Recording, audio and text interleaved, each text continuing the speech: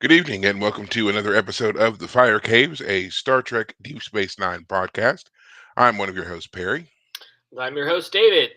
Tonight we're talking about Season 7, Episode 22, Tacking into the Wind.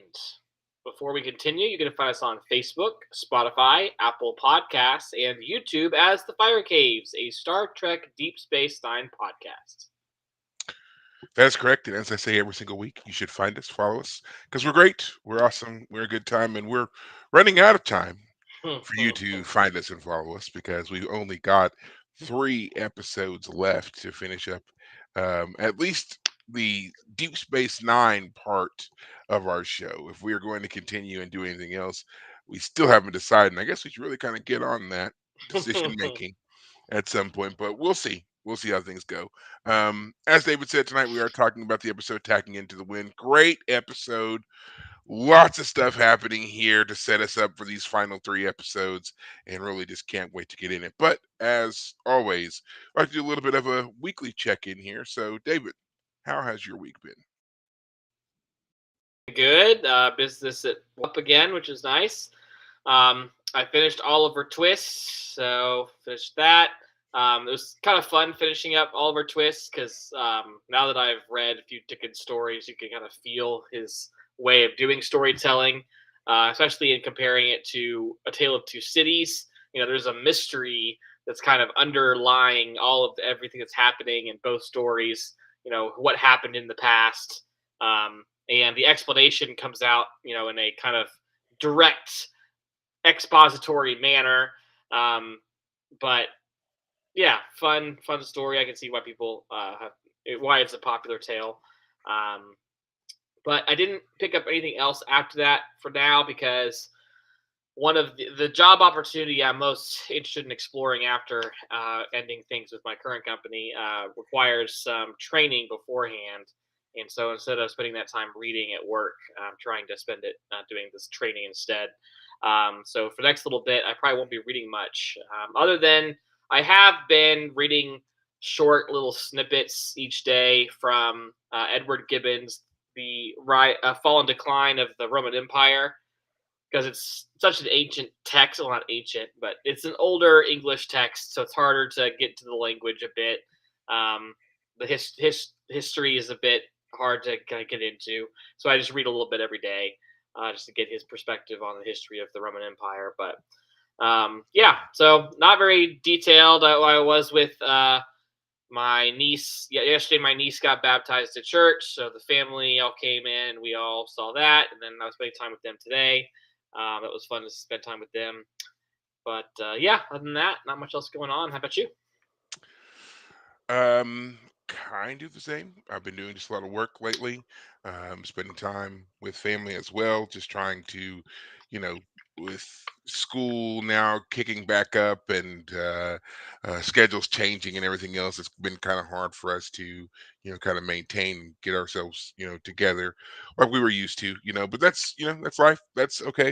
In the meantime, I have been, since we just recently finished the Expanse series. I was going back through, and you got me that companion book that had the little short stories in it. Well, I found out that on at least on Spotify, they have those read as individual stories. So you can go Nice. and instead of listening to them read like the whole book, each one, you can just pick the one you want to listen to, and there you go. Great because you don't have to like bookmark anything. You don't have to keep up with it. It's just the story is complete. Here it is in 20 minutes, or if the story is more involved, obviously it's a little bit longer. Hmm. But today, I was driving with my daughter in the car, and we were listening to the story "The Churn," Oh no! Oh no! which, No! No! yeah, No! No! No! I would have yeah, warned you. I would have warned you. yes. So I got no warning. All right, There was no and child. There's no explicit it, marking on the yeah, story. and Oh there should man. be. Oh, not So all even of a like a sudden, subtle. It should be a no, blatant red yeah, light shining. yeah. Oh gosh. Oh. So we're Oh. we're in the car and we're listening, and there's this particular lead up, you Yeah. know. And when it finally clicked in my head what was getting ready to be read to us, I yeah, just was the complete, quintessential parent freak out in the car. And I'm just like, oh no, trying to like hit the button to turn it off and everything. uh, And she was like, what? I was like, nothing, nothing. Just what were they doing? Why were oh man. no, no. So Nope. yeah, if you are a fan of the Expanse series and you're listening to the expanded short stories in the universe, please, please be aware that when you're It's listening, and here's I you're reading the Jerry, churn. you were not warned at all, in part because in the 9 books, nothing even close to that scene happens. That is correct. In 9 whole novels, nothing close to that ever happens, and in this one, in, a very short amount of time of us listening, it was just like, "Oh my god," Yes, so, and I so know the yeah, scene because it broke my brain, and it like the lead up. You were right, like the language of what's happening before it's happening is so casual, and you're and like, "Whoa!" yes. And I will give the writers credit for that because they do it in such a way that, again, you're not really thinking about it because the way that everything is described is so casual, so matter of fact, it doesn't strike you until like it's, we're there, so again, if you are listening to these, if you're reading them, you're probably okay. Unless you're reading them aloud, then again, be advised, you're going to get to a part that's a problem. If Yeah. you are listening to them, again, be advised, watch the company that you keep when you're listening to them, because yeah, there's some stuff in there. And I don't know if that comes up again and again in this story. We didn't get that far. I heard that part and I shut it down. So I'm going to listen to this on my own. Right. But yeah, it's shocking, to Yeah. say the least.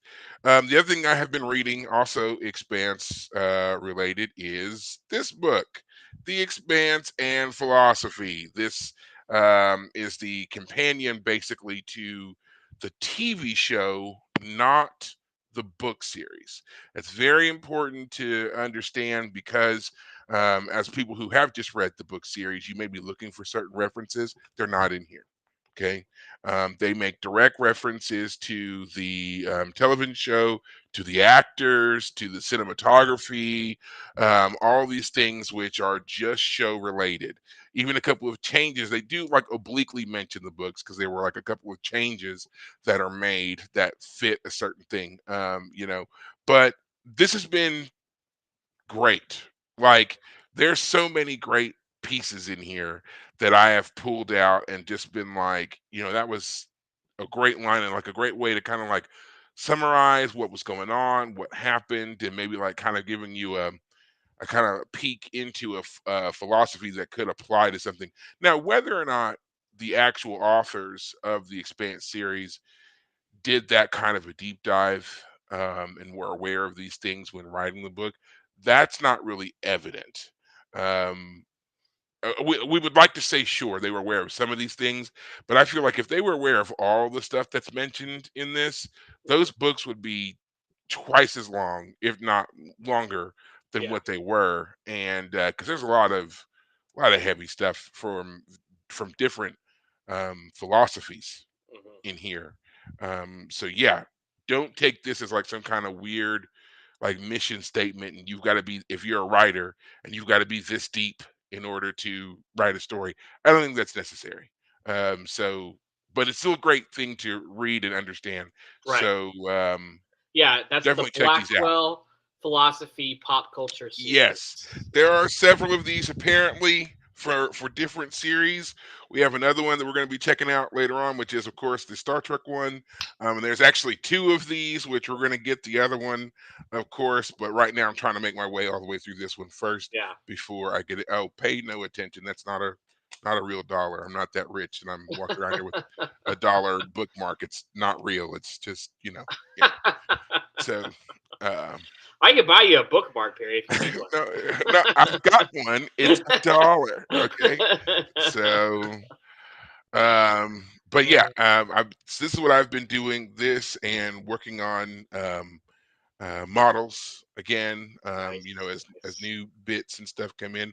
Oh, and Speaking of models, got some sad news. Unfortunately, I today, as a matter of fact, I broke my Enterprise model, not the big one, the Okay. small one that I Oh, got, okay. Okay. that I've Okay. had for quite a while.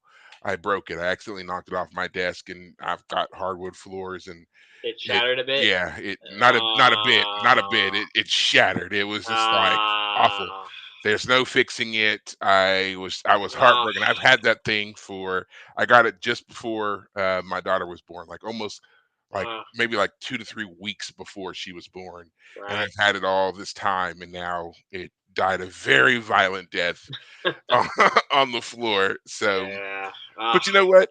As sad as I am, like I was talking about it, and I was like, I've always had mixed emotions about that particular model Oh. because as much as I love the Starship Enterprise, and it was the Enterprise D, of course, the Galaxy class. As much as I've always loved that model of ship, how I got it has always colored it because it was a gift given to me by somebody I thoroughly disliked. And Oh. so it was like, on the one hand, it's something that I really like, but it's being given to me by somebody I really dislike. And that dislike never dissipated. In fact, it got stronger over some time. But I kept the model because it was the Enterprise. So every time I looked at it, it was kind of like love hate, like always Yeah. right there, which is always interesting for me whenever I would look at it. And I think that's really the reason I kept it for so long. But now it's dead. So I guess I got to let that go. Um, but That yeah. little moral conundrum is gone. Yeah, yeah, my own little philosophical quandary sitting on my desk that I looked at every day is gone. Well, I'm so glad to hear you say it wasn't the big one you've been working on for Well, so long. That would have been a the true tragedy. yeah, that big one though is like it's still a major work in progress, but I feel like when it's all said and done, that thing will be indestructible. It's Yeah. it's it's die cast metal, it's huge, it's heavy. By the time, yeah, that thing is done, it'll be like, oh my God, yeah, you just I don't like I've talked to you before. I don't know what I'm going to do with it. Like it does come with a stand and everything to mount it on, but I don't know Even where then, I'll put yeah. it. Yeah, Even it's then, so big. yeah. It's so big. So but we'll see. We'll see what happens. I'm not gonna stop. I know that much. I'm Yeah. gonna enjoy that for as long as I can. Um, but all right, we're not here to talk about any of that. We're here to talk about this episode of Deep Space Nine, which is a fantastic episode. Um, oh, I'm doing the recap, Yeah. right? You go Okay. for it. You All just right. go for it. Yeah. So yeah, so as we said before, these final episodes are all interconnected. Everything is building towards the end here, so it's important to remember a couple of things about where we came from before. And so, we in the last episode we saw Kira being sent off to help Damar and his new resistance group. We know that Odo has been infected by the same disease that's killing the founders. Garrick has also gone with Odo and Kira as well on this. That's important to note. We know that Gowron has taken over the Klingon forces. He kind of has some kind of weird jealousy thing going on with Martok, and he is basically trying to embarrass Martok. Martok has basically become a little too famous in the Klingon Empire, and Martok is worried that he's too famous, so he's trying to ruin him to some regard. We know that the Federation suffered a terrible loss at the hands of the New Dominion Breen Alliance. The Breen ships totally decimated the Federation and the Romulan ships. The Klingon ships are oddly unaffected or unaffected. We don't know why. And that's about it. We'll get into some other stuff with the other characters later, but those are kind of the main themes. Oh yeah, we got Adami and uh, Gul Dukat are doing their own thing, but Mhm. that's not necessarily important in this one. We don't actually see anything about them in this Gadami and episode. Golden Cotton, yeah, Yes. are off. Yeah, yeah. So Kywin, Kai Kywin. Wynn, Adami, whatever. Okay. So this episode, like I said, we see Kira and Garrick and Odo. They are um, training Ducat, not Ducat, dang, that's in my head now.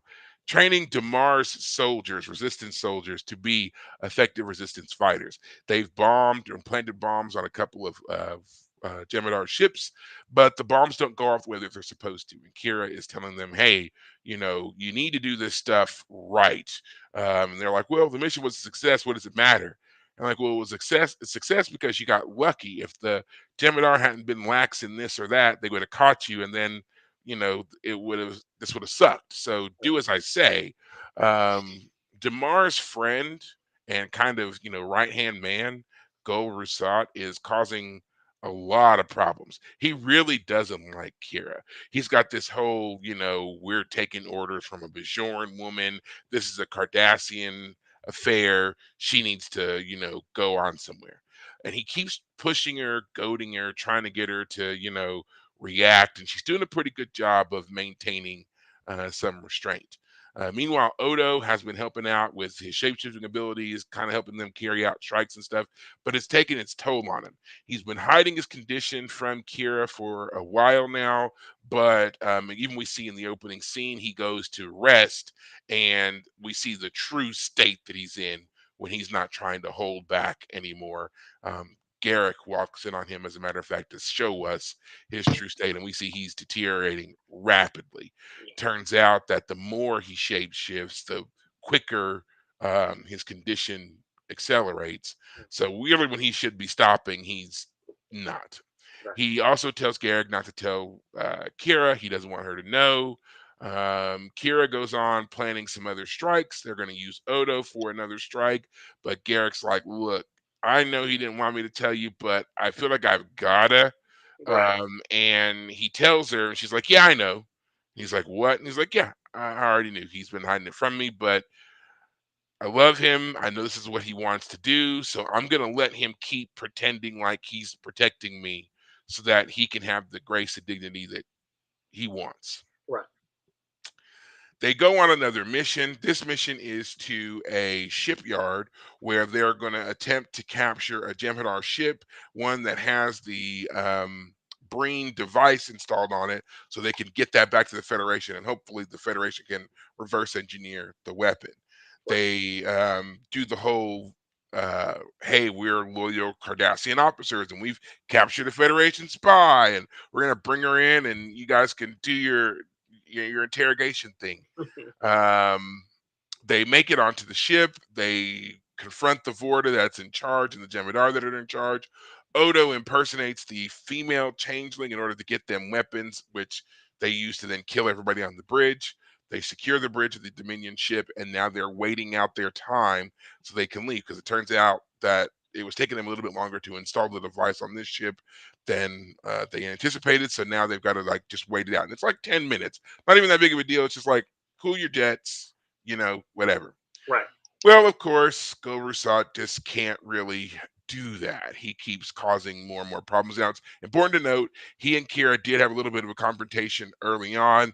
The Kira physical boxed him tussle. Yeah. around. Yeah, Kira boxed him around a good bit and told him not to touch her ever again. So he's already kind of keyed up. Also important to note in that scene, Garrick was apparently watching the whole time because it's a creeper, and he steps out of this perfect void of black to tell Kira, "Hey, you might want to do something about him before he does something about you." Right. So now flash forward to the scene that I'm talking about. They're on the bridge and everything else. Odo finally succumbs. He loses his ability to maintain the disguise that he was holding up. And everybody now sees truly how bad off he is. Rasat's like, "We got to go. The changeling's useless now. We've got to get out of here." And Kira's like, "Cool it. We just need to wait. Like, let us do this thing." And he's like, Don't "Nope." blow your cover. Yeah. Yeah. Yeah, he's like, "Nope, we got to get out of here." And he levels the weapon at Kira, and he's like, "Let's just kill her, and we'll get out of here." And then Garrick steps forward, and he's like, "Yeah, I'm not going to let you do that." And he's like, "Oh no, you're a Cardassian. You know what's at stake here. Let's just kill this stupid Bajoran, and we'll take the ship, and we'll go." And that's when Damar steps out, and Damar's all, uh, "Everybody, put your guns down. We're Right. not doing this at all."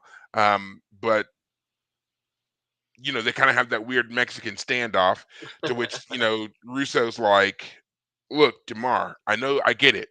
you want her dead just like I want her dead, but you can't do it because she's a Federation officer, and you can't kill the Federation officer because that'll, weaken your support.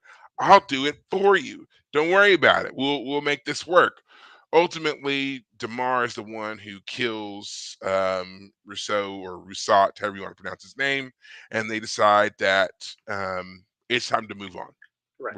We're going to take the ship and go back to the Federation. Oh, I did forget a key part in this story, which we're going to discuss this moment later, but I still want to tell you about it. Right. It's where, the founders and Wayoon and the female changing and everything else, they have decided to redouble their efforts to find Damar's family, which they do. And then we see on board the shuttle that Damar gets word that his wife and son have been murdered by the Dominion. Now, this hits him particularly hard, as you would expect that it would, finding out your, wife and child have been murdered. And he starts going off about what kind of people would allow such a thing, what kind of To kill state innocents. government would Yeah. kill innocent civilians, women and children, who would give those kinds of orders, what kind of sick people would do that. And Kira is right there to get into it. She's like, yeah, Damar, what kind of people would do that? Because again, as we know, the Cardassians did it in spades to the Bajorans. Yeah. So it's a nice, as Garrick says, splash of cold water onto Damar, and it really seems to, affect him. Mhm. And it also seems to make him buy into that era of Cardassia is over. We need to have a new new frame of Yeah. reference, new When he perspective. kills the When other he kills guy. Lusat, that's what he's Yeah. saying. Yeah. His Cardassia is dead. We need to move on. Right. So that's their story. Now to the Klingons and the Federation. The losses continue to mount. After the most recent attack, several ships were lost. Martok himself was critically injured. He was brought back to the station where Julian was trying to heal him. He is expected to make a full recovery, but again, it's going to take a while. Meanwhile, Cisco is having a kind of, I guess, powwow with Gowron. And he's like, what were you thinking attacking this place? We told you that you shouldn't do this. And now you've lost so many ships and men and everything else. And Gowron's like, it's not my fault. Martok sucks. He Yeah. had the element of surprise, and he had 6 ships. That should have been more than enough. An able Klingon warrior could have done the job. And Cisco's like, no, he couldn't. He was outnumbered 6-1. We told you not to send anybody in there, and he still fought harder than anybody else and barely managed to escape with his life. That's not his fault. It's your fault. You're the leader. Of course, Gowron's not willing to listen. So then Cisco calls in Worf, and he's like, "Hey, we've got a problem. What is up with Martok or with Gowron?" Yeah. And Worf lays it out for him. He's like, "Gowron is afraid of Martok. Martok has gained a lot of notoriety, a lot of fame, and Gowron's afraid he's coming for his job, even though that's not the kind of person that Martok is." And so Cisco's like, well, look, y'all need to do something about your boy because we need those Klingon ships right now. And if Right. he keeps getting them all destroyed, we're going to be screwed. So Worf's like, well, I've got a plan. I'll see what I can do. Cisco's like, don't tell me about it. Yeah, I want to know, which, you know what, that almost seems to be Cisco's whole thing for a lot of stuff right now is I need Well, all of you guys to do something, but don't tell me about it. Not yet. I Don't just tell me want yet. to. I just want to say it stood out here in particular because Yeah. it wasn't like a okay, tell me your plan moment. Cisco like turns his back and it's like, do what you got to do. Yeah. Which, Right. in context for what happens, Yeah. okay, all right. Like So the apparently, first Worf thing. and Cisco were on the same wavelength. Oh on yeah, that. yeah. So Worf goes to enact the first part of his plan, which is he goes to talk to Martok, who is now sufficiently enough recovered to have said conversation, and he tells him, "You need to challenge Gowron because if you don't, we're gonna lose this thing." And Gowron's like, "I have absolutely no interest in being chancellor or a politician. I'm a warrior. I'm a soldier, a loyal soldier. I'm not gonna do it." And Worf's like, "Yeah, but this guy is like." Killing us here, literally, he's killing us. We need you to step forward. You're well known, you're well respected. If you made a declaration, people would fall in line. We need you to do this. And Gowron's like, or not Gowron, but Martok's like, look, my decision's made. I'm a loyal soldier. Not going to do it. Right. So then they have there's a meeting of the Klingon higher ups to which Gowron. There is the Esri scene with Worf. Oh, you know what? I skipped over that because I hate her and I hate what she says to Worf here. But okay, Oh, I thought fine. it was interesting at the It very was least. interesting in the sense that you know what he says that she was a suitable replacement for Jadzia, successor to Jadzia, and I was like, the fuck she is. But Yeah. anyway, so yes, after he speaks with Martok, he's in Quarks. He's talking with Esri. He tells her what's going on. He asks her for her advice. At first, she doesn't want to give it, but he's like, "Hey, you're still a member of the House of Martok, and you know whatever." And so she's like, "Look, I view the Klingons differently than everybody else. I view the Empire with a bit more skepticism. I personally think that the Empire, all of your problems are indicative of a dying Empire. You guys don't make any sense. You hold on to centuries old feuds. You've got one corrupt leader after another. Even you, Worf, have sacrificed your personal honor for the greater good of the Empire that continues to be corrupt. Like I don't understand why you do all those things." And she's like, "Yeah, the Empire basically is saying the Empire should just die because it doesn't make any sense." This kind of pisses Worf off a little bit, but she's like, "You're the most honorable, decent man I know, and yet you tolerate this kind of corruption. So Right. if you are willing to tolerate it, what chance does anybody else in the Empire have?" Good point. Hate the way she made it, but I will admit, good point. So now, The whole bit about her still being part of the House of Martok. unnecessary. Oh, terrible. But Unnecessary. I liked her. The Empire is dying bit. It was an interesting Yeah. idea. But keep going. So now we are at the all Klingon meeting in the wardroom. Gowron is announcing his next plan of attack.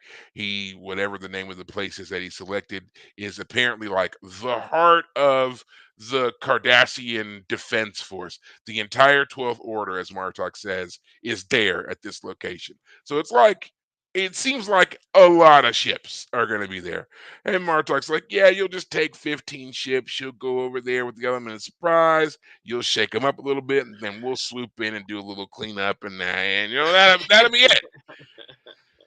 And Martok's like, "No, there's a lot more to it than that. There's like they're heavily fortified. It's not just ships. It's troops. It's they've got weapon emplacements. They've got all these things at this spot.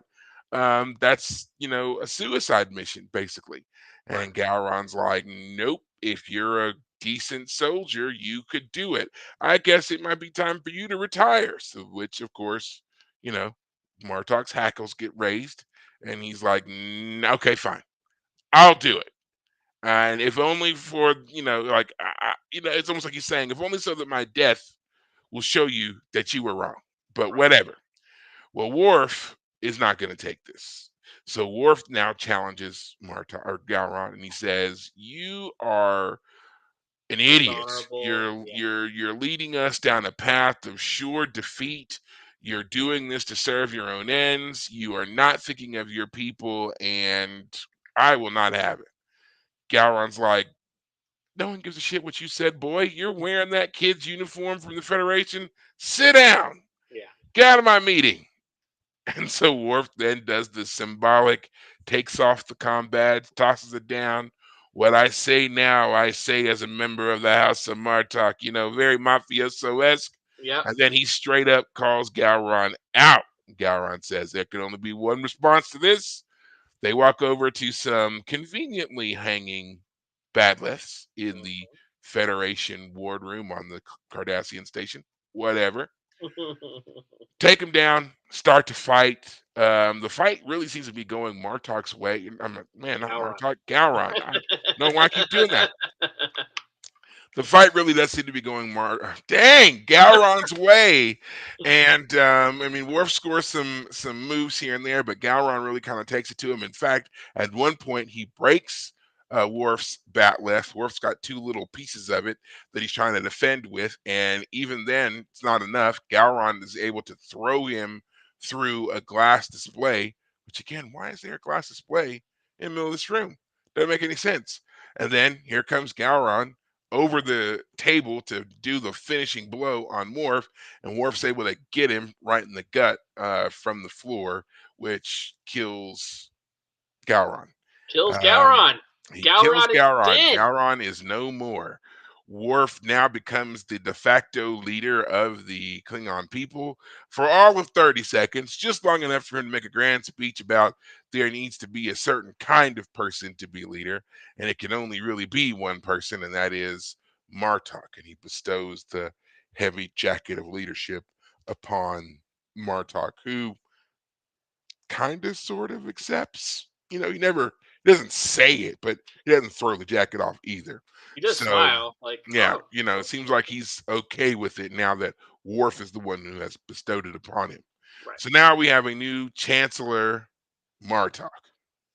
Um, Kira, Sickly Odo, and Garrick make their way back to the station with the captured Dominion ship, and the episode actually ends with Odo in Kira's arms. He's like almost gonna pass out from the pain of what he's going through.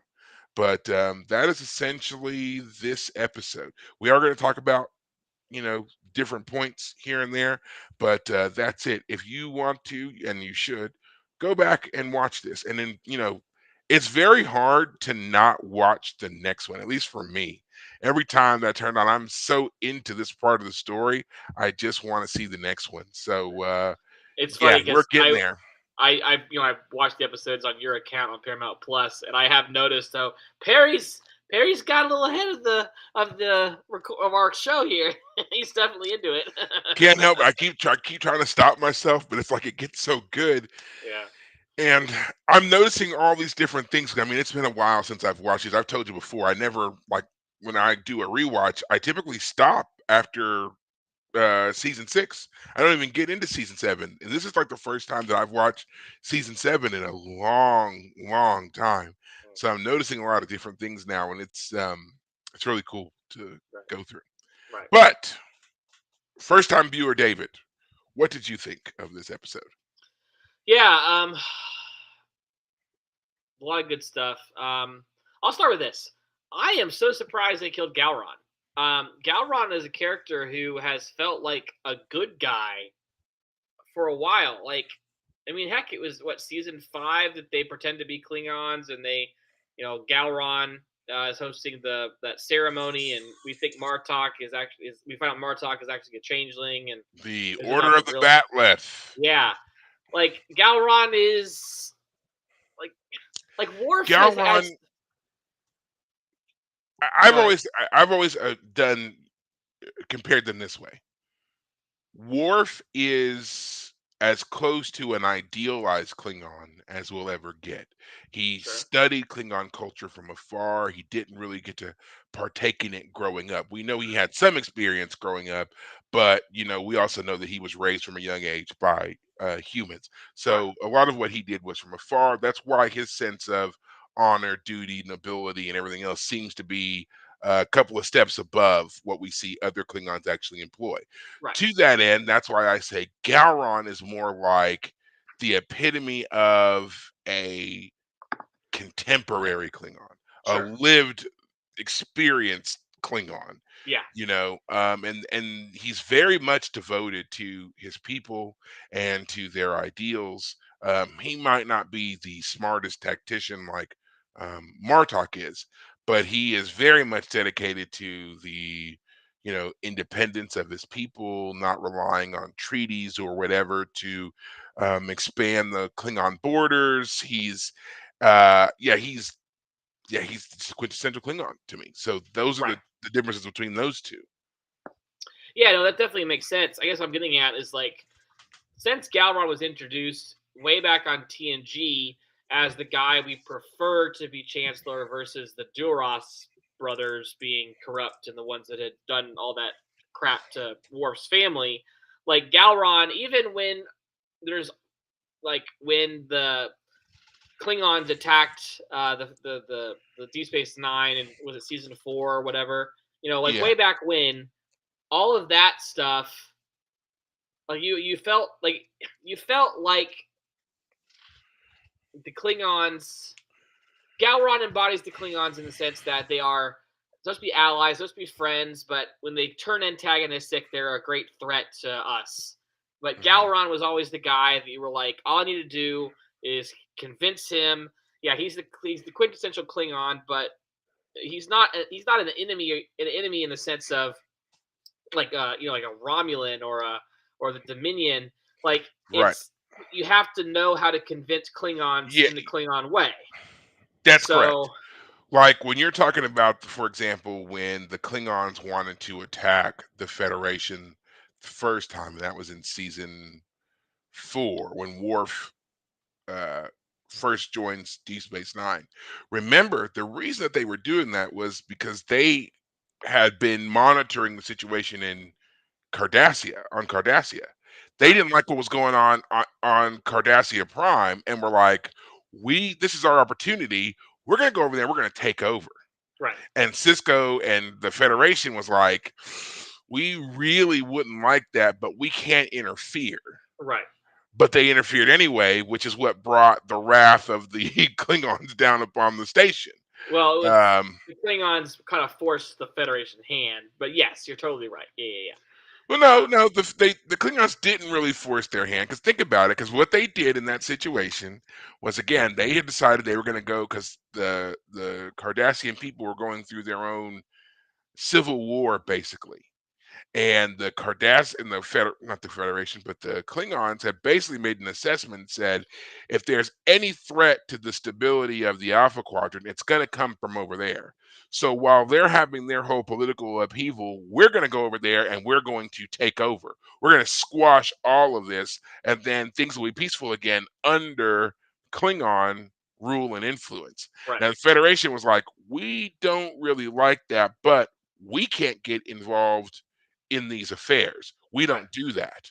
But Cisco was like, yeah, but I'm gonna.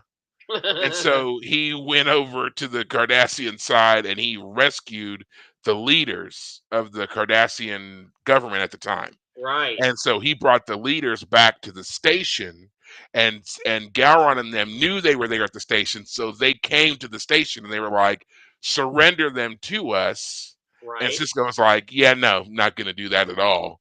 And that's when the fighting ensued. And that's when the fight started, as I say. Okay. Yeah, Way that's of the what happened there. Warrior Yeah. episodes. Okay. Season 4, parts 1 and 2. Episodes 1 and 2. The two-parter. Yes. Okay. Yeah, Great yeah. two-parter.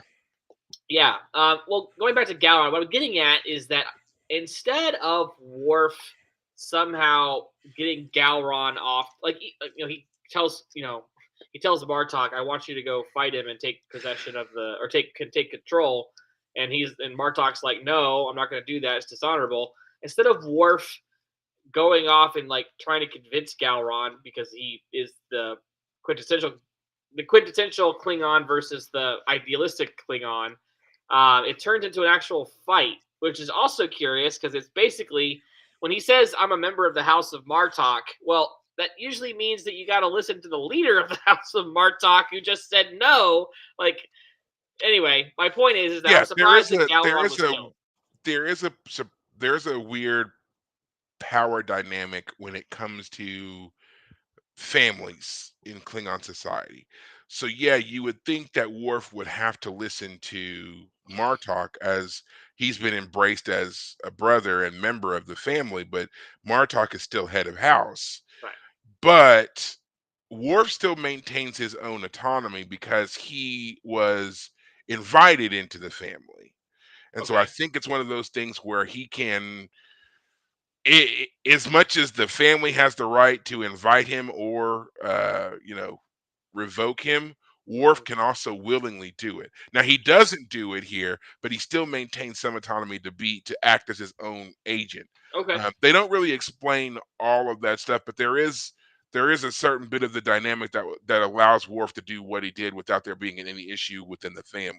Right. Now it would have sucked had Worf lost, because then the family would have also been disgraced, but he didn't lose. Right. Well, I guess what I'm getting at is that Galron, like, we had the Klingon Empire as an antagonistic force on this show, but it was a sad they were sad antagonists. We were like, no, we like the Klingons. We want the Klingons to be allies. We want them. We don't want them to be broken with the Federation. We want to bring them back into the fold. And that's how I felt about Gowron. Is like just as he was the leader of the Federation or of the Klingons during that whole mess before, just the same, like he and the Federation are back on terms again in order to fight the Dominion. So you want to convince Gowron again. It's like, okay, Gowron, bro, like I wish there could. I was expecting there to be some sort of scene where Worf somehow talks Gowron out of his being crazy. But the fact that they chose to go with the actual way that Klingons handle things is a fight to the death, and that Gowron dies is just so surprising. The character has been around since what, season 3 of TNG? I mean, the character has been around for At some least time. 20 years, maybe a little longer. And he dies with 2 pieces of bat'leth in his gut that Worf shoved up there. Which I have to say is the kind of wound that I think normally would allow you to live if they wanted him to live. Like, I don't know, Klingon physiology enough to maybe there's like an extra heart down there that once that one's punctured, you're done for. But I don't know. So it's one of those. It's kind of a two-for thing. You got to assume one that Worf knows where the killing blow would be on a Klingon, and then two, Worf being Klingon himself, he's stronger. So whereas a stab wound like that from say a human to a Klingon, not deadly. Klingon to Klingon, probably just like human to human. Deadly, Okay, I mean, you know? fair enough. Point just Um, being, I'll say it one more time. I yeah. was surprised they killed Gowron. I was surprised they went there. Surprised they did it. And I'm not saying it's a bad choice. I'm just saying it's a very No, I surprising. actually like it, and especially when you think about some of the other things that we see in this episode, it's kind of significant because it's the killing of the old ways. We see this not just with Dukat, not Dukat, man, these names in my head. We see this with Damar and Rasat. He kills him. And he says it over his death. His Cardassia is dead. His ways are dead.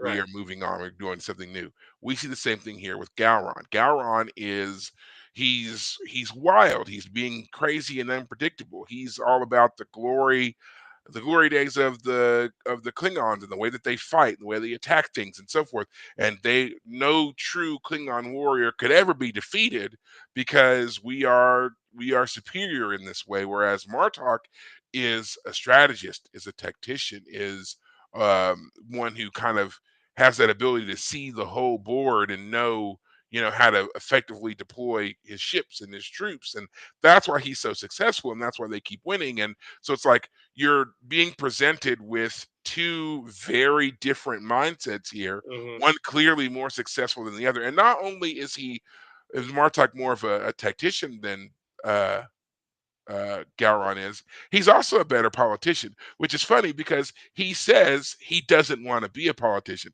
But look at him. He's got Worf, who is basically a default Federation ambassador for the Klingon people. Like whether he wants to, whether they give him the title or not, that's what he 100%, is. 100%. And then his friendship with Cisco that we've seen form over this course of time as well shows he knows how to get along with Starfleet and with humans in particular. He doesn't seem to have a problem with anybody else. Like he, accepted, Kira right away. We don't see them interact very much, but he never really seems to have any problem with her. His interactions with the Ferengi Nog of all people shows that again he's able to form these relationships that Gowron never could. Right. And so it's just he's already showing that he is a completely different kind of Klingon while still being every bit as honorable, loyal, exemplifying integrity as any other Klingon that we've seen. Right. So to have Gowron killed, it was kind of putting the nail on that one right there of this viewpoint is dead. It no longer serves us. We have to move forward. We have to embrace what's coming. And we're going to do that with somebody like Martok, not Gowron. Gotcha. Yeah, I can't believe I missed the clear connection about, the Cardassian Empire needs to change, the Klingon. I mean, it's so obvious, but in the watching of the episode, I wasn't like, this is clearly what they're going for. It just was two different things happening simultaneously, as far as I cared. Um, but yeah. So anyway, moving past Gowron, the stuff with the Cardassians, with Damar and the others, is really good stuff Yes. too. Um, when Kira overhears Damar's, how could a civilization, how could what kind of civilization would kill innocents? And she's like, yeah, what kind of uh, people, what kind of empire? And like, it's great because her first response after Damar leaves is to say, "Oh man, it was rude. Like I shouldn't have said that." And Mhm. and um, It reminds you that her reaction is very instinctive. It's yes, guttural. right. She's not guarded in that moment, and it clearly shows that she is still, while she's there helping them, she is still maintaining this whole, "You guys are awful. You are the you're the oppressor. You're still the oppressors, in my opinion." Right. You Well, know? I just like the fact that she's self aware enough to be like, oh my gosh, that was offensive. I could have maybe said that better. But Garrick says no. He needed in this moment to hear you say that. Like, as obviously I missed the connection between the Dominion. I'm sorry, between the Klingons and the Cardassians here. Damar needed someone to make that connection for him. Yes, Damar, you guys should also remember not to do that next time. Right. So that's what leads him to kill his friend. He says after he kills the other guy, like, he was my friend, but that Cardassian must die. So yeah, Garrick was right. Kira was right. Damar is changing. I hate that he had to lose his wife and child for him to get that revelation, but his character has had a real his character arc in this little Yeah, 10-part series here at the end is great. it's You know, amazing. he It's went from absolutely amazing. literally a bit player for Gul Dukat taking over one of the Klingon ships, right? It was a Klingon Yeah, ship that he took that was the over. very first time we ever saw Damar was after Dukat took over the Klingon ship. They stole that bird of prey. And I remember you said to me at the time, like, that character is important, like, keep an eye on him. And I was like, Mhm. oh, okay. And then, like, here at the end, it's like, Homeboy didn't, like, the actor, whose name I forget at the moment, Casey Biggs. Casey Biggs, didn't know how good he had it almost. So, slight behind the scenes on that. When he initially signed up to play the character of Damar, he did think that it was only going to be a bit part. But the story goes anyway, at least the one that was told at some convention some years ago, was that after he got done filming those initial scenes, again from that episode on the Klingon ship and everything else, after all that was done, they told him that there were plans for his character. And he Ooh. said he didn't believe him. And then he said when he was brought back for later stuff, when the Dominion takes over Deep Space Nine again, and he's back and he's doing stuff, and then he kills Zial and Mm, disappears. He thought that was it, but they kept telling him, "No, don't go anywhere. We're right. going to need you." And he Yeah. again didn't believe them. Right. So then when they finally brought him back the third time, and they're like, "All right, Here's this what's is it," happening. Yeah. he said he was blown away because he was like, "I'm." It's the first time that had ever happened. That like he got this long, very long term kind of place marker Contract. Yeah. held on him and his character because Yeah. they had thought it out and Yeah. made this work. I So love it. Like this whole, like, everything from Kai Wynn and Gul Dukat to Damar. I mean, it's all fantastic. This is all great. Like we've had all those little seeds. We've been watering them slowly, and here they are. This luscious forest this of storytelling. This is what Yes. televised storytelling should be. You give Yes. us a great overarching theme. You give us the bit by bits that build into your theme, and then Right. you have your big reveal and your solution one way or another.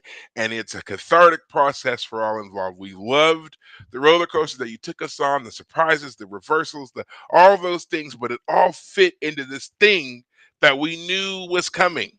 Right. Yeah. That's what it should be. And there are just so few shows that do that. And I Well, swear it's like even when they start to do it, somewhere along the way, someone comes along and says, "Wait, wait, wait, wait, wait. we got to figure out a way to make more money out of this, and then they screw it up because they've got to Oh, milk more blood from that stone. well, I was gonna say the Marvel Cinematic Universe did it great with the first three or first four, I guess, Marvel movie or Avengers movies, with culminating in the Thanos storyline. And then Mhm. after that, they did exactly what you did. They milked the crap out of it. And now it's turning out they're just they overdid it. Yeah, Like, what is going on over there? But yeah, like I've said it before, Person of Interest is my favorite show, and they definitely I feel could have done more of that. Hey, here's a character that was in that one episode who we saved, and now we're gonna go back and we're gonna find that character. And we're gonna say, hey, we need your help, and like bring them back and like reward the audience for like being there mhm. for all those little things. Um, but here, D Space Nine is doing it. They really are Yeah. doing it. And considering when this show was on the air, and this was again from early to late '90s here, um, this show would be a game changer because all the shows that come after this are definitely influenced by this. Whether they are sci-fi shows or not, they're definitely influenced by this. The show, the way that they did the storytelling, the way that this is easily referenced in a lot of different shows and even some movies, it's telling that it was this kind of thing that set up us going from episodic television to serialized television. And with the advent of streaming and platform services, things like that, serialized television really became important because you suddenly were watching, you went from one episode a week to sometimes 3 to 4 episodes a week, or in the case of Netflix, when they really got on board with streaming, Netflix gave you the whole season the first day, available August 1st, all 20 episodes of whatever the show is. Right. So yeah, it really became important to have shows that were cohesive and flowed together because otherwise there was no sense of urgency in watching the show. If you could just pick up at any old episode and keep going, there was nothing to incentivize you returning to that network, that platform, that whatever. That's why serialized television became so important. And that's why this show in particular always stands out to me because I swear the majority of the writers that worked on this show, especially towards the end, a lot of them went on to do a lot of the shows that we all watch to this day. And even if they're not directly writing on them, a lot of them they direct them, they produce them, they're part of the production teams, they're part of the writing teams. You can go through and trace their fingerprints on so many shows. And gonna bring up our go-to's, of course. um Battlestar Galactica, the reboot, and The Expanse are two very easy, very obvious examples of that. Right. So yeah,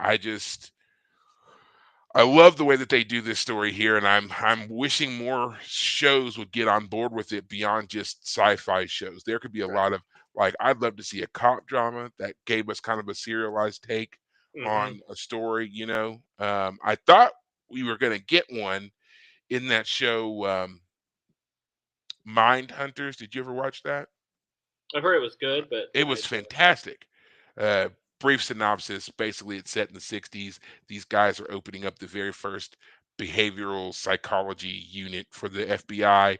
They go around interviewing already captured serial killers. mhm. Meanwhile, there's a guy who is developing serial killer tendencies out in the world. And so it's like you're watching as these two stories are on a path to crash into each other.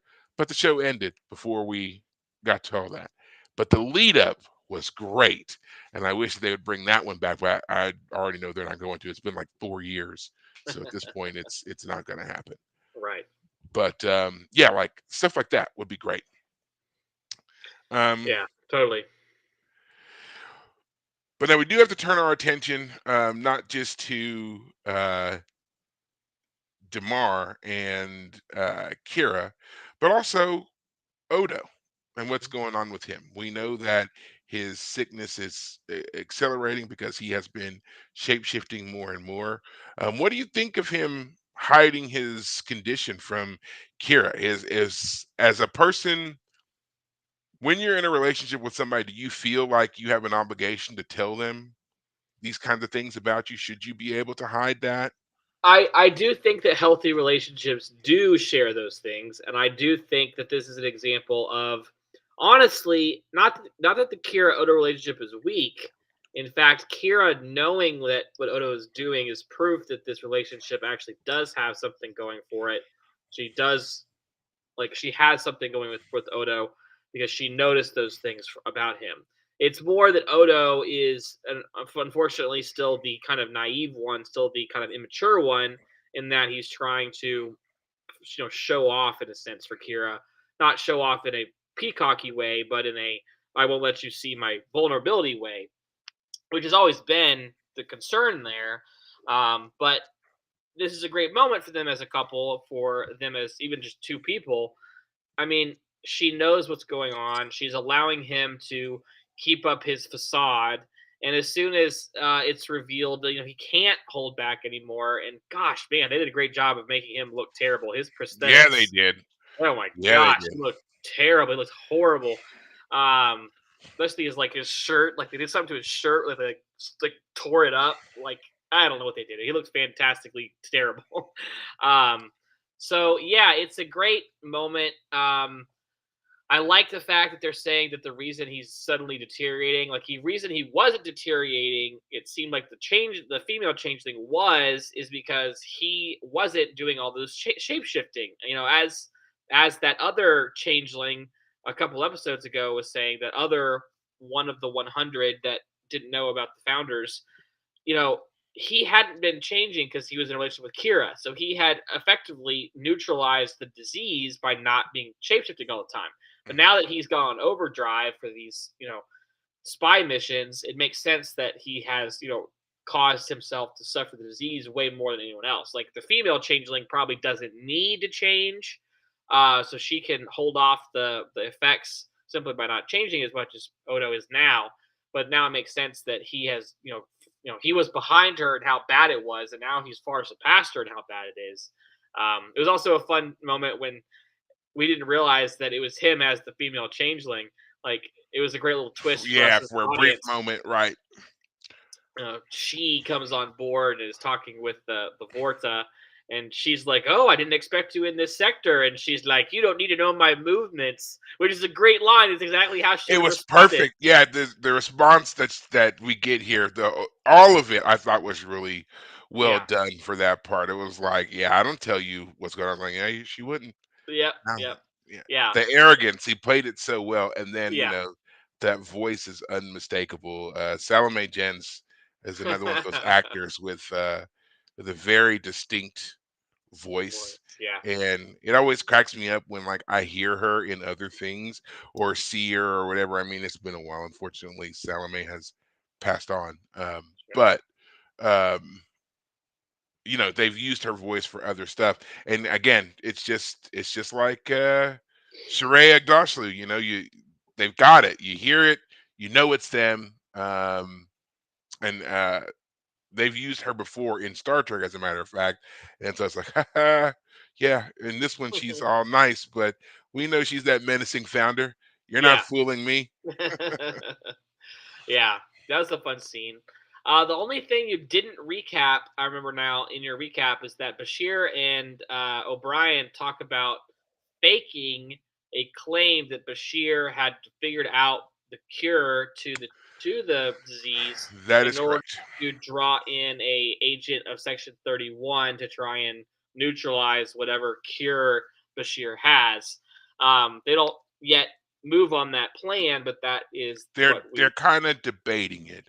yeah. And sorry, brief aside, by the way, I looked it up. Uh Salome Jens is not dead. She is Oh, still alive. She's 90 years old. congrats. She's Hey, still alive, and apparently she's still doing voice acting. wow. So there. Um, Okay. my mistake, my bad. I didn't mean to put anything negative out there in the universe or Nope. whatever it was. She's still very, very much alive. Okay. Hope so. So Hope so. there. Also, in Um, taking a look at some of these pictures, go look at her back in her heyday. Wow. Just you saying. don't say, huh? You don't say. Um, Anyway, um, O'Brien and Bashir, yes, they are debating whether or not to kind of leak this "we found a cure" thing, because Bashir is having no luck. We find out even at one point in the episode he's been up for 4 days straight trying to find a cure and having absolutely no success. And it's really O'Brien who's really kind of pushing this whole, well, what would happen if we just said we did? Right. Or you should really go to Cisco and tell him what you're up to here, and maybe he can help.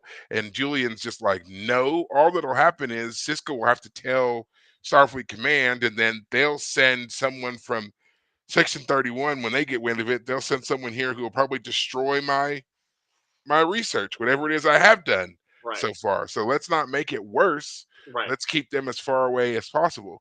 Hmm. Which honestly, considering, I mean, if you know anything about like how Trek works, the moment that O'Brien suggested it, I was like, well, there it is. That's the episode. That's the storyline for them right there. And the fact that that Bashir is pushing back so hard is kind of surprising because it's just like, do that. You're clearly having no success.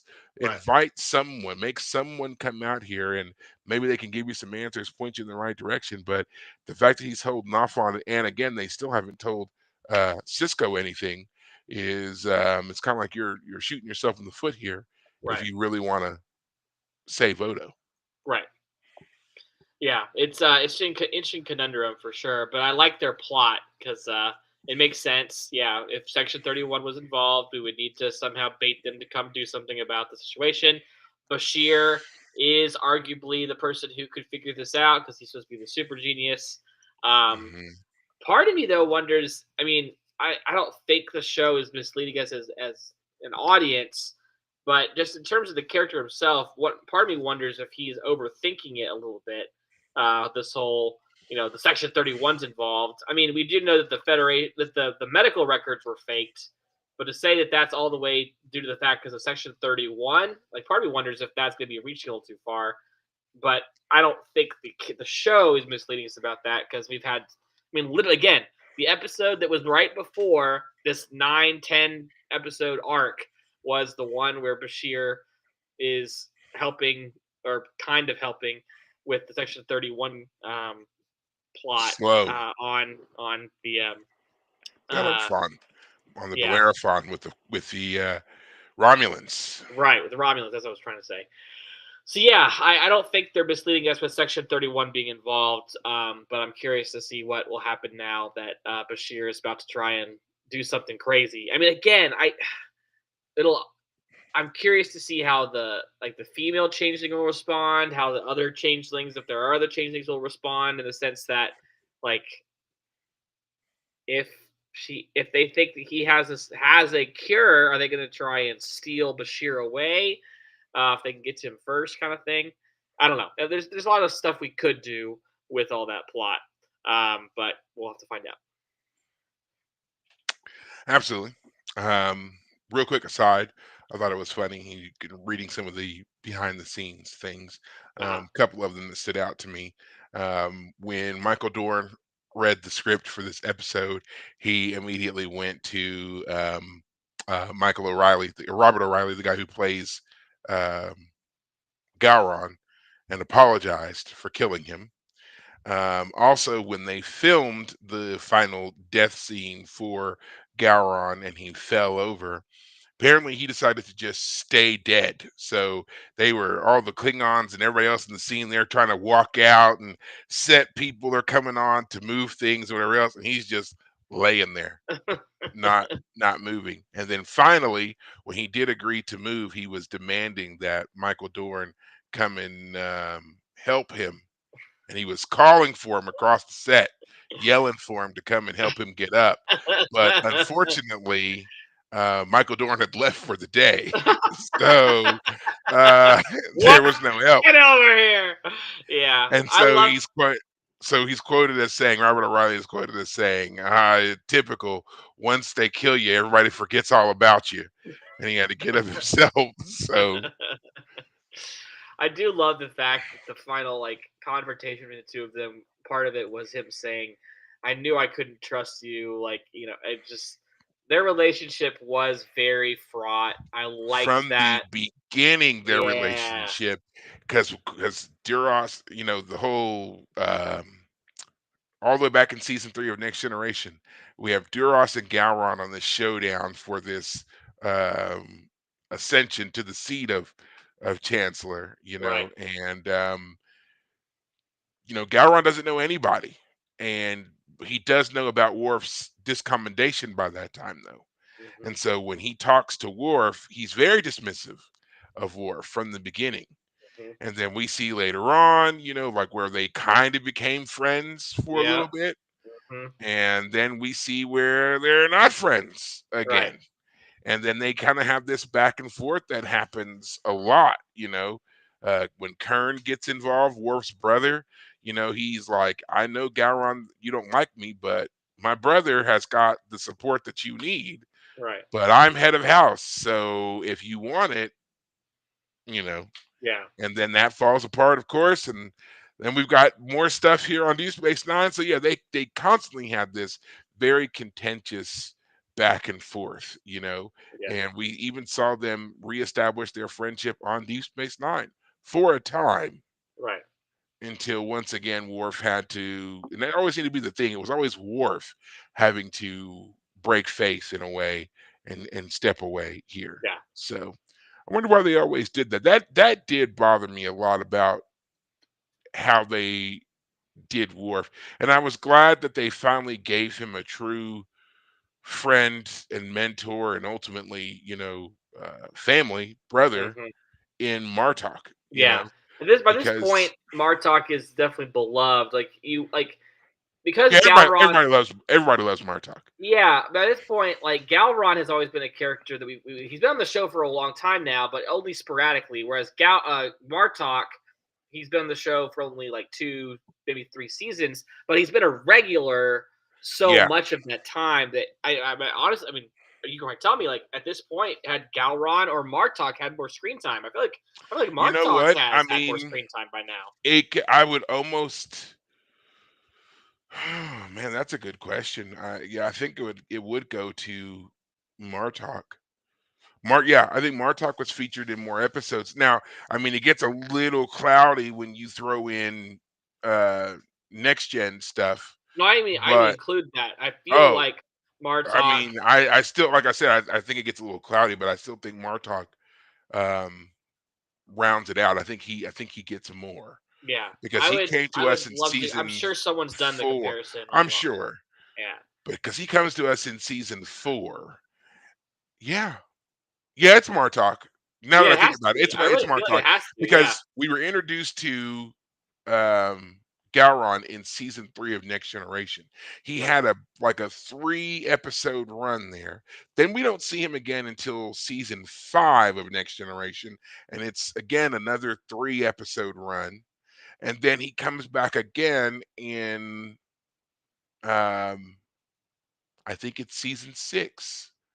He's back, and I think, but that's only for that's a one-off, 1 episode. okay, And then with Martok, he is there for the season opener of season 4. right, Um, we see him again in the what is it? There's a couple other episodes that the other Klingon episodes when Kang uh and Kor and all those guys are uh-huh. doing stuff, and then they die. Kor is alive, and he gets command of that ship. And so that's another long one where we see all the Klingons doing their thing. And then, of course, he comes back again when the Rotaran is his ship and Worf's son Alexander's on the Rotaran. So Right, they're dealing with each other there. Then, of course, there's the wedding episode. There's the lead up to the wedding. There's all kinds. Yeah, Martok wins it. Martok yeah, wins it. yeah. I feel I've like already said more episodes than what Gowron was in. Yeah. yeah, it And then they have feels their like and then it they have feels their like overlap. They have their yeah, overlapping episodes when it's Gowron and Martok. But yeah, yeah, Martok wins. yeah. So I feel like at this point, Deep Space Nine has like caused us to like switch our allegiance, and I mean, like I said, I feel like Galron was he was an unstable ally, but still more in the ally category. So in this Yeah. episode when he dies, like oh my gosh, but we like Martok quite a bit. He's great. But like you can't help but I he comes like even from the moment that he comes on in season 4, his presence yes, is menacing but wonderful. Like yes, I loved his energy when he first walks in and, greets Worf. yes, I've come for my son, Stock Talk. Give it to me, or yeah, I'll take it from you. I was like, yes, yes, yeah. that's my favorite line. Well, Um, it's did read something recently that pointed out. Maybe you said it to me, I forgot, but like that was the changeling version of Martok who did that, who confronted Worf. Because by that point, Martok in that episode where in those episode that episode arc where Worf is captured and Bashir have been yeah, captured and they're on the prison planet in the Gamma Quadrant, I think, right? yeah, the prison And asteroid. the Bashir replacement and all that. But like Martok has been there for longer, and I think what I understand is his overlap of how long he's been there is such that the version of General Martok that confronted Worf in that scene you just mentioned is actually the changeling version of him. Like Are we sure about that? that's what I read. I might be wrong. I will definitely look that up because I feel like, I mean, you want it to be the real one. I get it. You yeah, totally want you it to be really the real do want it to Martok. be the will run. I would be much more comfortable with it being like maybe immediately following that Sure. situation. Right. Um, because remember, yeah, that wasn't the fake Martok. He was the real Martok. I hope so. I mean, I honestly, Because if it they do that blood test, remember? And he passes the blood test.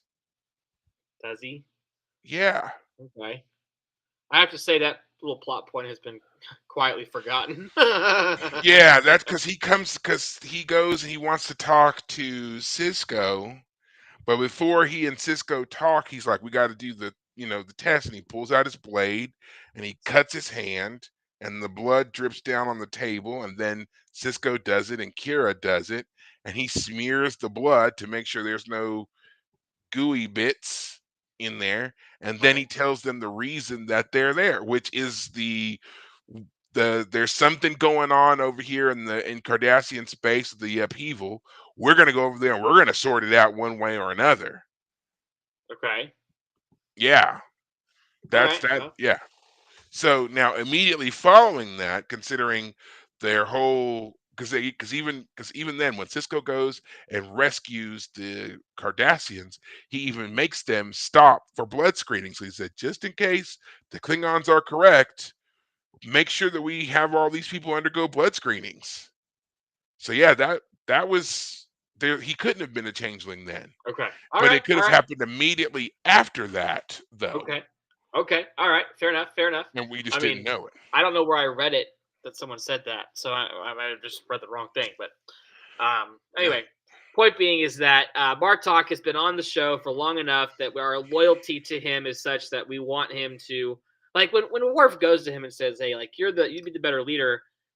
As much as I like remember Gowron and like Gowron as a character and as a and all that, I mean, if I have to choose, like, well, I mean, I guess honestly, yeah, Martok's my man. He's Worf's adoptive father in a sense, and he's a loyal, honorable, respectable Klingon. And I would put them more on Gowron's par as brothers, not father and son. okay, all right, fair enough. But point being is that like okay, like my loyalty to General Martok is actually kind of outweighs whatever loyalty I had to Gowron. So like, yeah, okay, I'm okay with this change. I'm still surprised by it, but yeah. So And I mean, and their personalities are just so different. Gowron is unstable and kind of menacing. Um, Martok is more guarded, but can be friendly. right. And we've seen him laugh, and we've seen him share blood wine, and all that kind of stuff. We've never seen that with Gowron. Hmm. We've never seen him share a drink with anyone. Yeah. So yeah, very different individuals here. Right. Well, I'm loving how this is all playing out. We've got 3 episodes left. Um, and final thoughts on this episode. Anything else that stands out to you? No, it was interesting that uh, you know Kai Wynn didn't show up at all, but that's fine. Um, yeah, this is again. It's this finale arc is turning out to be some great storytelling. It's fantastic to see all these characters that we've seen and like had glimpses of. The only one I can think of that I haven't seen in a while is Jake. I haven't seen Jake in ages. Uh, Yeah. and then I also want to mention that O'Brien does mention that when he brings food to Bashir, that Keiko had made the food. It was something or other. I don't remember. Crab Something. wraps or something like that. Yeah, so we got a mention of Keiko, which we haven't heard about her in a while. The fact that she's even on the station is curious. They didn't bring back what's her face to play her for the moment, but yeah, I hope we see her again before the end. I'd hate for Keiko O'Brien to not reappear at all. I imagine the finale will have at least some sort of group shot of all of our cast or something. But we'll see. I We'll think see. that should also be a prerequisite on shows. When you know that your show is going to be ending and you've done it for 6, 7, 8 years, like the final shot should be an obligatory total cast Yes. ensemble shot. Let's see you all Yeah. together Right. one last time. Especially because the last time we saw her was that really weird episode where their daughter had like somehow aged Oh up. yeah, It the was the like time one where she went through the time portal what was and came the out an 18 prodigal year old. daughter? That's what it Yeah, was. Yeah. no, that prodigal daughter is the one with Esri when she goes back to her Oh, minor family. you're right. You're right. Wasn't it Times this Orphan is the name of the Times episode. Orphan? Was that Yeah, this season or last season then? Times Orphan was last season, towards the end of Okay. last season though, and Gotcha. then Prodigal Daughter was season 7 early on. Well, I was talking about the Keiko scene, but your Yeah, or that was episode that was like last season that was like season 6 episode like 18 or 25 19. There or you go. 8, yeah, something near the end. It Yeah. was towards the end. It was towards Yeah. the end. Yeah. Well, All right, man. I think that's gonna do it for us on this one. Didn't want to go too far over our hour yeah. time. No new Trek updates at this time beyond again, Strange New Worlds is still going strong. Oh wait, actually that's not true. One new Trek update. So the final season of Star Trek Lower Decks is set to come out towards the end of this year.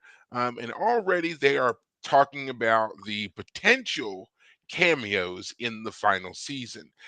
So far, some big names have been dropped as potential cameos: Michael Dorn, Patrick Stewart, Jonathan Frakes, Right. so forth and so on. So, whether or not all of these people actually show up in animated form on Lower Decks, who knows?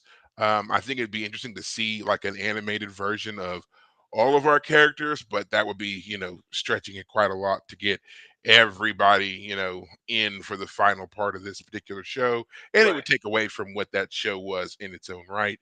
Right. So, but we'll see. But go ahead and check that out. They have put some stuff out on Paramount, not Paramount Plus, but StarTrek.com, where it talks about potential cameos of people. No news yet as to who's actually been confirmed. The Star Trek Starfleet Academy show is also still with they haven't updated any promos on that. So all that stuff is still set for later this year as well. I'm thinking that's going to come out right around Star Trek Day in September. And then, like I said, Strange New Worlds is still going strong. We are on episode 4 now. Yeah, there's new Trek news with that. The most recent episode of Strange New Worlds featured for the first time um, Captain Kirk in command doing his thing. And apparently, the response has been very strong. There are rumors that they're going to do kind of another spin off where it's like Captain Kirk year one kind Hmm. of thing.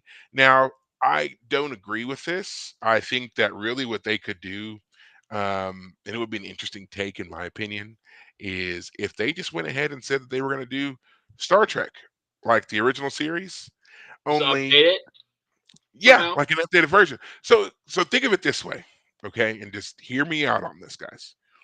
when we watch the shows, you know how they always do captain's log, start date, whatever it is, right?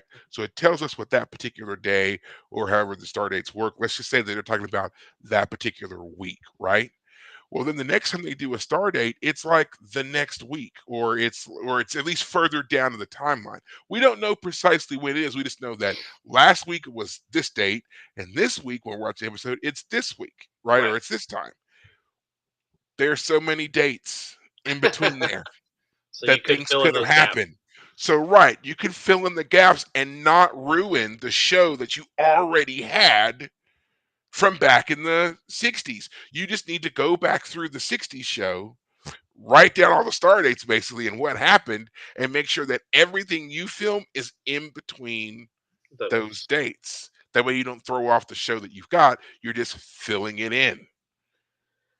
Yeah. Hmm. That's my thought. Now, whether or not anybody wants to do that, probably not, because it would also mean that you would have to reconcile why your characters sound and acted one way on Monday, and then what happened to them on Tuesday, they were completely different. Well, and You why know, does the ship look drastically different? right. Why is my very stoic, seemingly asexual Vulcan Spock now banging everybody on the ship in this week's episode?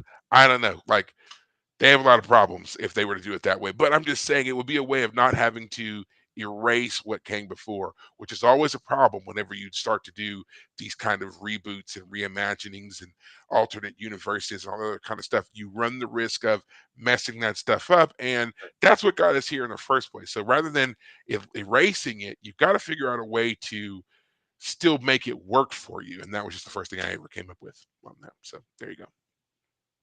But that's it. Just a thought that I had. Other than that, I think that's going to do it for us. Unless you got anything else. Nope.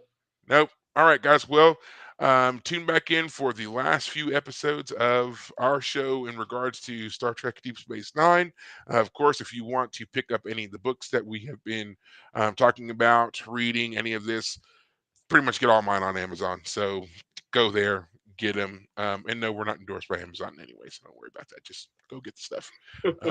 Ask for my dollar bookmark. Also Amazon. So there. Mm. All right. So until next week, guys, take care of yourselves. Thanks, guys.